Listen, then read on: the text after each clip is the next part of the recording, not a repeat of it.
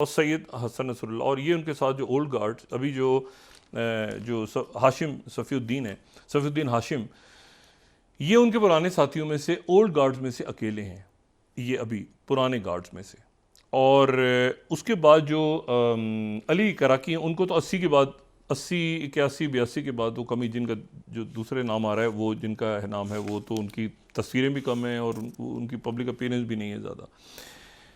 ये जो हैं, ये जो हाशिम सफ़ीउद्दीन जो अब हिज़्बुल्लाह की क़यादत करेंगे, ये वो हाशिम सफ़ीउद्दीन हैं जिनके बेटे रिदा की शादी जनरल कासिम सुलेमानी की साहबजादी ज़ैनब से हुई है। यानी ये समझें कि एक तरह से उनके समधी वाला ताल्लुक़ है इनका, ठीक है। और ये कज़न हैं सैयद हसन नसरुल्लाह के, ये कज़न है, उसी एज ग्रुप के हैं, और शुरू से ये सैयद हसन नसरुल्लाह के साथ होते थे, ठीक है ना। ये उनके साथ कुम भी गए थे, वापस भी, ये साथ थे उनके।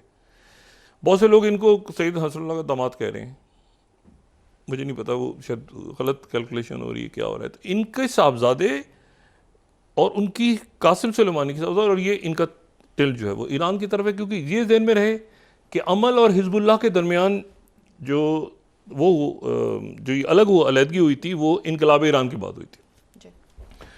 अच्छा, अब क्या 60-70 हज़ार लोग, अगर आज हम देखें तो, अगर हम ये फर्स्ट स्लाइड दिखा सकें तो, नाइम कासिम जो हैं वो आर्जी तौर पे उनको बनाया गया। नाइम कासिम जो हैं ये इनकी काफ़ी ज़्यादा उम्र है, ये मतलब 75-78 साल के हैं शायद। तो लेकिन हाशिम सफ़ीउद्दीन जो हैं ये अपनी जगह मौजूद हैं, जो शूरा काउंसिल में 16 के करीब लोग होते हैं, तो शूरा काउंसिल में ये शख्सियत मौजूद हैं। और जो जिहाद काउंसिल है वहाँ पे अली कराकी, उनकी तस्वीर तो नहीं है काफ़ी अरसे से। फवाद शुक्र सबसे पहले अटैक हुआ था, और इब्राहिम वकील इन पे 20 तारीख को अटैक हुआ। तो ये जो शूरा है वो अपनी जगह काफ़ी हद तक मौजूद है, लेकिन जो जिहाद काउंसिल इनकी है वो हिज़्बुल्लाह की, वो जो है बड़ी हद तक हिट हुई है। अब सवाल ये है कि कौन क्या हु विल डू व्हाट। पहली बात तो ये है कि अगर आज हम देखें कि आज की क्या सूरत हाल है लेबनान की, तो अभी कुछ देर पहले तक फ्रांस के वज़ीर ख़ारजा पहुंच रहे हैं लेबनान, बैरूत। और दूसरी बात ये ज़हन में रखें कि अब है लेबनान की आर्मी, ये लेबनान है। दरमियान में क्या हुआ, दरमियान में एक और वाक़या हुआ, वो ये वाक़या हुआ कि चूंकि हिज़्बुल्लाह के लोग जाके लड़ रहे थे दाइश के ख़िलाफ़, तो जो लेबनान की आर्मी थी, हिज़्बुल्लाह को नहीं, लेबनान की आर्मी को अमेरिका ने खूब असला दिया, ठीक है। अमेरिका ने खूब असला दिया उनको कि आप जाके दाइश के ख़िलाफ़, और दाइश यहाँ आ जाए कहीं। तो लेबनान की आर्मी का, अमेरिकन आर्मी का सारा असला उनके पास है, हिज़्बुल्लाह के पास रशिया का असला है। ये अब लेबनान की आर्मी अपनी जगह, वो आर्म्ड फोर्सेज है ना, मैंने आपसे कहा ना कि उनको जो स्पीकर है वो हिज़्बुल्लाह से नहीं, वो अमल से हैं, नबी बैरी, वो तब से हैं, उनके सदर भी तब से हैं। वो सिविल वॉर के अंदर जो जो जो मेरोनाइट क्रिश्चियन जनरल होता है ना, वो उस वक्त जनरल थे, माइकल ऑन, एनीवे, वो चले गए मुँह छोड़ के। वो पहले फ्रांस के सफारत खाने पना ली, उन्होंने कहा मैं तो मानते ही नहीं, हिज़्बुल्लाह को नहीं छोड़ूंगा। फिर वो पेरिस में उन्होंने ली, फिर मुआहदा हुआ, वापस आए, और कैसे हिफाजत से आप देखें उनको हिज़्बुल्लाह ने कैसे तरीके से, मैं कहता हूँ ना, बहुत ज़बरदस्त वो था। अब ये कैसे आगे क्या शेप लेगी लेबनान की पॉलिटिक्स, ये देखना है। अच्छा, अब आज का अगर नक्शा ये देखें कि ये हसन नसरुल्लाह के जाने के बाद ये क्या हुआ, आज क्या हुआ, अभी कुछ देर पहले तक, तो हमें पूरे लेबनान के ऊपर स्ट्राइक्स नज़र आ रही हैं, जो जनूब में नहीं है बल्कि शुमाल तक हैं। ये जो मैंने तस्वीरें ली हैं ना, ये है शिबा वैली, ये शिबा वैली है, ठीक है ना। और ये इसके बहरहाल इसको छोड़ दें और इसको ना दिखाएं तो बेहतर है, मैं खासतौर वो दिखाएं जो ये मैप है। अच्छा, कुछ इसमें से जो है वो मेरी एक्सक्लूसिव हैं फुटेज, जब मैं जाता रहूँ वहाँ पे, और कुछ जो है वो दूसरी, लेकिन हम उस पर चले जाते हैं जो इसमें बहुत से मीडिया के लोग और जो गाइड थे और बिल्डिंग्स थी वो सारी तबाह हो गई दाहिया के इलाके में, 12। अच्छा, अब ये जो है, ये अगर हम थर्ड देखें, इसको थोड़ा सा बड़ा करें, तो लेबनान का जो इलाका है, जो ट्रिपोली का इलाका है, यानी जहाँ पर क्रिश्चियन हैं ज़्यादा, वहाँ तक भी हिट कर रहे हैं, शुमाल तक हिट कर रहे हैं। लेबनान का शुमाल भी हिट किया है इसराइल ने।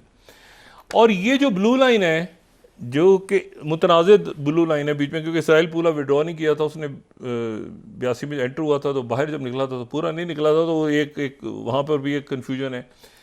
लेकिन अगर आप देखें तो वहाँ से आगे मिसाइल भी इधर गिरे हैं। ये जो रेड कलर है, ये रेड कलर वो जो हिजबुल्ला ने फायर किए हैं। तो हिजबुल्ला अभी ये वो इलाका है जहाँ से जो यहूदी हैं वो निकल के आ गए हैं बस्ती, इसराइल के पास जगह नहीं है।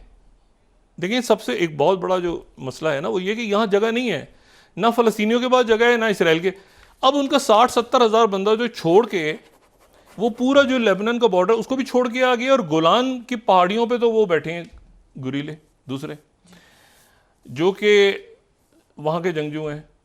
अच्छा मैं आपको सिर्फ बता दूं, ओल गार्ड्स को दुनिया जानती थी।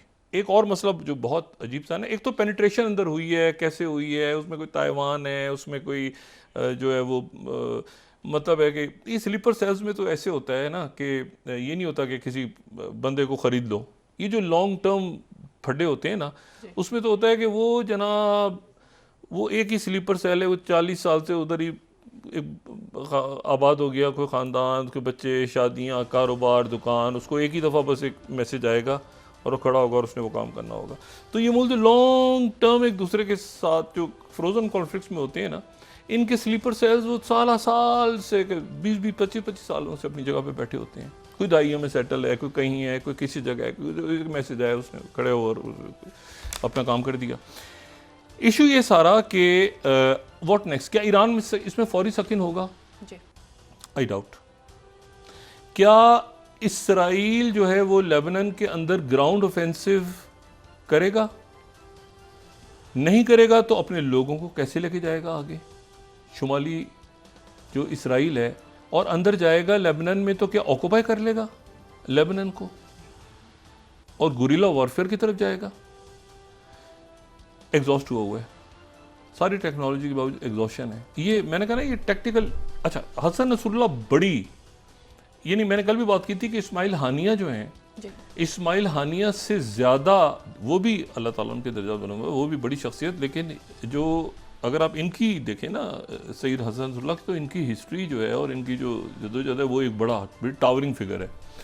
हमास की लीडरशिप जाती रही है दरमियान में, शेख अहमद यासीन, ठीक है, अब्दुल अजीज़ रंदेसी 2004 में बैक टू बैक, ठीक है ना, उसके बाद इस्माइल हानिया, फिर उनके बाद ये याहिया सनवर, खालिद मिशाल, वो हमास की लीडरशिप जो है वो बड़ी बहुत हिट। ये 1992 से है। ये पहली मरतबा ऐसा होगा कि जो सफ़ीउद्दीन है वो इनकी जगह संभालेंगे हिजबुल्लाह की। हिजबुल्लाह वो है, अच्छा इनके जो भाई हैं वो ईरान में हिजबुल्लाह के नुमाइंदे हैं। अब सवाल ये है कि क्या ये अभी एक तो चीज़ ये हमने माजी में भी देखा है कि लीडरशिप्स गई, तो लीडरशिप्स के जाने के बाद वो पार्टियां किसी और शक्ल इख्तियार कर ली। अब ओल्ड गार्ड्स तो चले गए ना। सवाल ये है कि जो नई जनरेशन है उसमें कितनी पेनिट्रेशन है, वो क्या करते हैं, क्या वो ग्रुप्स में रहते हैं, क्या एक हिजबुल्लाह रहती है, एक हिजबुल्लाह तो ऑलरेडी नहीं है, एक इराक की है, एक इधर की है, एक उधर की है, दाएँ की बाएँ की, आगे पीछे। और जितने ममालिक हैं अरब ममालिक जो बज़ाहिर हमास के शदीद खिलाफ हैं, अभी असल बात सुनिए, जितने हमास और हिजबुल्लाह के इंतहाई खिलाफ हैं और इसराइल के साथ दोस्ती, वो सब खामोशी से हमास को सपोर्ट करते हैं और हिजबुल्लाह को कि हमारे कुछ नहीं करना भाई, दूर दूर रहना ठीक है, हमसे दूर दूर रहना, हमारे अंदर जो है ना यहाँ को पटाखा मत चला देना, मुसीबत पड़ेगी। वो सारे सपोर्ट करते हैं क्वाइटली, फाइनेंशियली। कतर के बारे में तो कतर पे इल्ज़ाम लगाया, लगे कतर पे तो मतलब कतर तो डिप्लोमेसी कर रहा था, लेकिन वो सारे जो है ना वो आप देखें ना कि वो मतलब वो कभी इन फड्डों में दरमियान में उनकी पूरी कोशिश हो गई। यूएई ने कितना बड़ा रोल प्ले किया, यूक्रेन और रशिया के आप देखें कि उन्होंने कैदी इस पूरी तलखी में। ज़ेलेंस्की तो थ्रो अंडर द बस हो गए ना, वो तो वापस उनकी तो बात सुनी नहीं। ट्रम्प ने उनसे कहा कि बेटा एक तो तस्वीर उतरवाओ साथ खड़े होकर। ट्रम्प से गए ना ट्रम्प टावर मिले, उन्होंने साथ खड़ा करके तस्वीर उतरवाई। उन्होंने कहा कि उन्होंने विक्ट्री प्लान, उन्होंने कहा विक्ट्री प्लान है। उन्होंने कहा क्या किसके खिलाफ? उन्होंने कहा जी प्यूटिन के खिलाफ। उन्होंने कहा अच्छा प्यूटिन के खिलाफ विक्ट्री प्लान, अच्छा तस्वीर उतरवा के और भेज दिया वहाँ से। तो अब मसला ये है कि वो तो क्या बनेगा ज़ेलेंस्की का? अब तो सबकी नज़रें 5 नवंबर की तरफ में। और यहाँ पे क्या होगा ये अब व्हाट नेक्स्ट? क्या ईरान सकिन होगा फौरी तौर पे? नेतन्याहू की कोशिश होगी कि ईरान सकिन हो जाए, मैं ईरान कूदे बीच में तो मुझे मौका मिले कि मैं अटैक करूं और एक जंग बड़ी छिड़ जाए खत्ते में सारी। लेकिन असल इशू ये है कि उधर क्या हिजबुल्लाह, असल है कि उस 60-70 हज़ार जो इसराइल के लोग इधर आ गए हैं, वो उनको वापस कैसे भेजा जाएगा? जी। और ये तो अजीब तरफ दुनिया सारी चली गई है। इसमें अब किडनैपिंग और हाईजैकिंग और ये और वो, अगर ये मामला सारे शुरू हो गए, क्योंकि यहाँ पर भी रवायती जंग तो नहीं हुई ना, यहाँ पर भी जो भी कुछ हुआ है तो साइबर और इसका सारा खेल है। तो ये रखें कि ये जहन में रखें कि जो आलमी कुव्वतें हैं इस वक्त वो अगर इसराइल के साथ हैं तो वो इसराइल जिन कुव्वतों से लड़ा है उनके साथ भी पावरफुल पावर्स हैं, ठीक है ना। जी। टनल्स में ऐसे ही मिनट टू मिनट इंफॉर्मेशन नहीं जा रही थी ना, तो मतलब है कि वो साइड किस तरह रिटेलिएट करेगी वो, मतलब अब ये एक ऐसा है जो एक बड़ी जंग, पीस तो नहीं है अभी। अब भूल जाए 5 साल, 1 साल तो इसको हो गया ना, अक्टूबर आ रहा है 7 अक्टूबर। तो ये हिजबुल्लाह का तो मतलब ये है कि 3 साल 4 साल 5 साल एक नया किस्सा पूरा इस खत्ते में। और क्या अमेरिका यहाँ रुकना चाहेगा? अमेरिका बड़ी मुश्किलों से अफगानिस्तान से और इराक से विड्रॉल हुआ है कि हम एक बस थोड़े तादाद में रखें अपनी प्रेजेंस और यहाँ से निकलें और उधर जाएं, उधर क्या हो रहा है वहाँ पे साउथ चाइना सी में और इधर उधर फिलिपीन और ये सारा। तो वो क़ुव्वतें भी चाहेंगी कि वो इधर इंगेज रहे। तो ये बड़ा एक मेरे ख्याल से एक लंबा एक बदकिस्मती के साथ एक महाज दोबारा मशरिक़ वस्ता में छिड़ गया है। मशरिक़ वस्ता की जंगें बड़ी पेचीदा हैं, बहुत पेचीदा हैं, और वहाँ ना मुआहदे जल्दी होते हैं, ना वो जंगें ख़त्म होती हैं। और अब तो वो जंगें फैल के सूडान और लीबिया और ये सारा इलाका डिस्टेबलाइज हो गया, और ज़ाहिर है कि बड़ी पावर्स सामने आ रही हैं। और देखते हैं कि अल्लाह ताला बस खैरियत रखे दुनिया में, लेकिन हालात जो हैं वो एक बद से बदतर सूरत हाल की तरफ जा रहे हैं। जी।